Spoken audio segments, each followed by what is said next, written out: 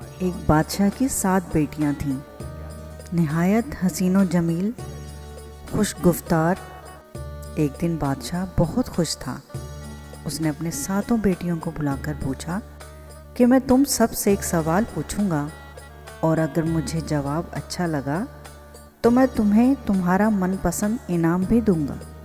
سب کو ایک قطار میں کھڑا کر دیا گیا اور پھر باری باری پوچھا گیا کہ بتاؤ، تم کس کا دیا کھاتی ہو، تم کس کا دیا کھاتی پہنتی ہو؟ اور کس کا دیا پہنتی 7 ہو؟ میں سے 6 بیٹیوں نے کہا، ابا حضور، ہم آپ کا دیا کھاتے ہیں اور آپ کا ہی دیا پہنتے ہیں، اور آپ ہی کی وجہ سے ہماری شان و شوکت ہے۔ یہ سن کر بادشاہ بہت خوش ہوا اور سب کو ان کی من پسند چیز دے دی۔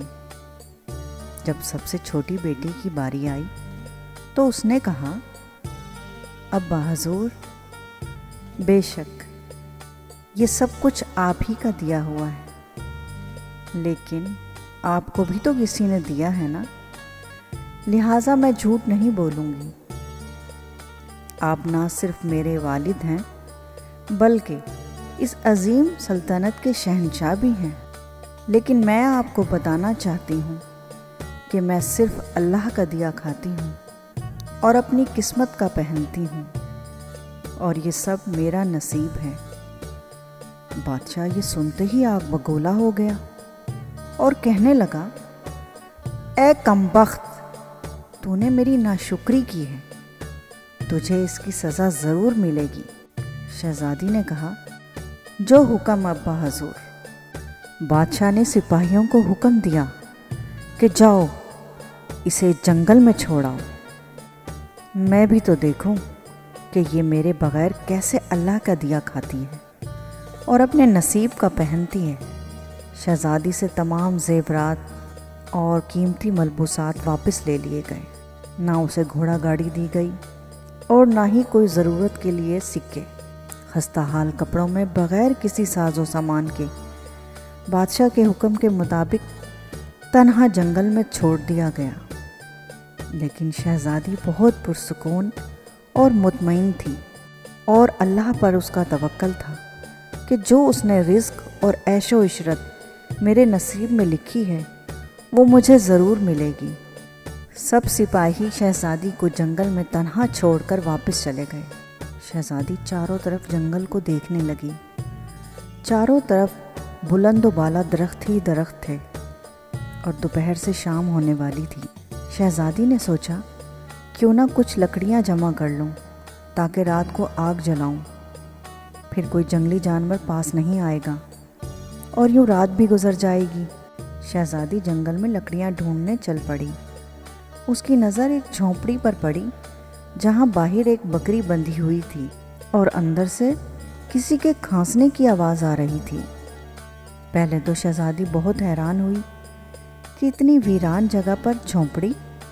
پھر وہ جھونپڑی کے پاس گئی۔ جب وہ جھونپڑی کے اندر داخل ہوئی تو کیا دیکھتی ہے کہ ایک بوڑھا ضعیف ایک چارپائی پر لیٹا ہے اور کھانستے کھانستے پانی پانی پکار رہا ہے۔ شہزادی نے ادھر ادھر دیکھا تو اسے کونے میں ایک پانی کا گھڑا پڑا ہوا نظر آیا۔ اس نے جلدی سے گلاس میں پانی بھرا اور بوڑھے ضعیف کو پانی پلایا، اور ساتھ ہی پوری جھونپڑی کی صفائی بھی کی۔ تھوڑی دیر میں بوڑھے کی طبیعت سنبھل گئی۔ اس نے شہزادی سے پوچھا کہ بیٹی، تم کون ہو اور یہاں اتنے بڑے جنگل میں اکیلی کیا کر رہی ہو؟ تب شہزادی نے اسے بتایا کہ وہ یہاں تک کیسے پہنچی ہے۔ بوڑھا ضعیف اسے جھونپڑی میں ہی رکنے کا کہنے لگا اور کہا کہ میں شہر میں کام کرتا ہوں، صبح شہر چلا جاؤں گا اور 8 دن کے بعد آؤں گا۔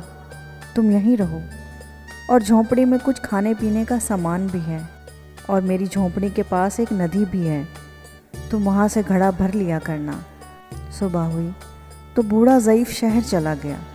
شہزادی اکیلی جھونپڑی میں رہ گئی، لیکن اس نے ساری صفائی کر کے بکری کا دودھ نکالا، آدھا اپنے لیے رکھ لیا اور آدھا باہر ایک کونے میں برتن میں ڈال کر رکھ دیا کہ رات کو کوئی جانور بھوکا یا پیاسا ہوگا تو پی لے گا، اور خود اندر آ کر سو گئی۔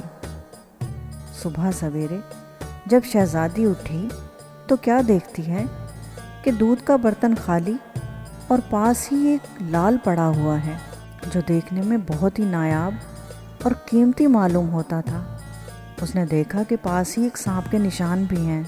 تب شہزادی کو یاد آیا کہ بچپن میں اس نے سنا تھا کہ جب کوئی نایاب سانپ بہت خوش ہوتا ہے تو ایک ایسا ہی لال اگلتا ہے کہ جس کی قیمت ہیرے جواہرات سے بھی مہنگی ہوتی ہے۔ شہزادی بہت حیران ہوئی۔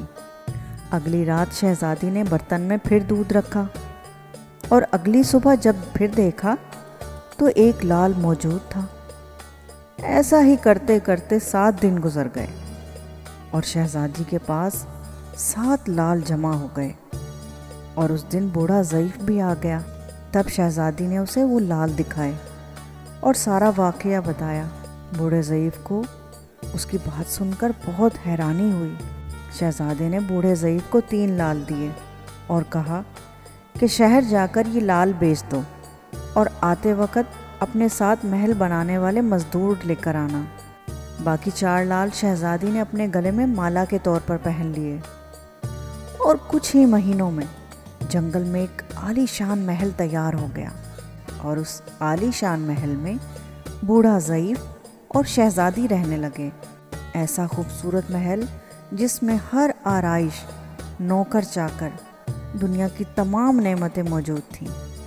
شہزادی نے جنگل میں لکڑیوں کی فیکٹری لگائی جس میں غریب کام کرتے تھے۔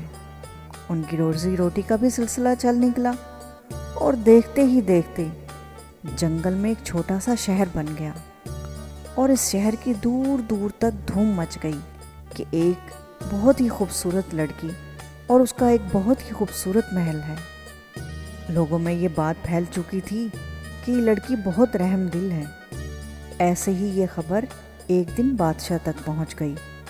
بادشاہ کے دل میں بہت اشتیاق پیدا ہوا کہ دیکھوں تو صحیح کہ وہ کون سے ملک کی شہزادی ہے جس کی اتنی تعریفیں ہو رہی ہیں۔ بادشاہ نے سپاہیوں کے ہاتھ پیغام بھیجا کہ وہ شہزادی سے ملنا چاہتا ہے۔ بادشاہ کے سپاہی جب شہزادی سے ملنے گئے تو اس کو بتایا کہ ہمیں بادشاہ نے حکم دیا ہے کہ وہ آپ سے ملنا چاہتے ہیں۔ لیکن شہزادی نے جواب دیا کہ بادشاہ سلامت کی بات ہم ایک شرط پر مانیں گے، اور ہم ان سے ایک شرط پر مل سکتے ہیں کہ وہ ہمارے یہاں پر اپنی تمام بیٹیوں کے ساتھ تشریف لائیں اور ہماری دعوت قبول کریں۔ سپاہیوں نے جا کر بادشاہ کو پیغام دیا۔ بادشاہ یہ سن کر اور حیران ہوا۔ لہٰذا ایک دن بادشاہ نے اپنی تمام بیٹیوں کے ساتھ رخت سفر باندھا۔ جب وہ شہزادی کے محل پہنچے تو محل کی خوبصورتی دیکھ کر سب کی آنکھیں حیرت سے پھیل گئیں۔ شہزادی کے محل کے اندر اتنی خوبصورت آرائش تھی کہ اس آرائش کو انہوں نے زندگی میں پہلی بار دیکھا تھا۔ شہزادی جب ان سے ملنے کے لیے آئی تو اس کے چہرے پر ایک نقاب تھا، لیکن اس نقاب کے ساتھ ہی وہ ان سب سے ملی۔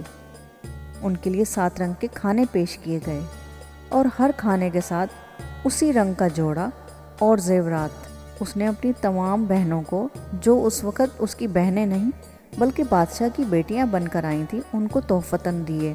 محل کی شان و شوکت، خوبصورتی اور شہزادی کا شاہانہ انداز بادشاہ اور باقی تمام شہزادیوں کو بہت حیران اور متاثر کر رہا تھا۔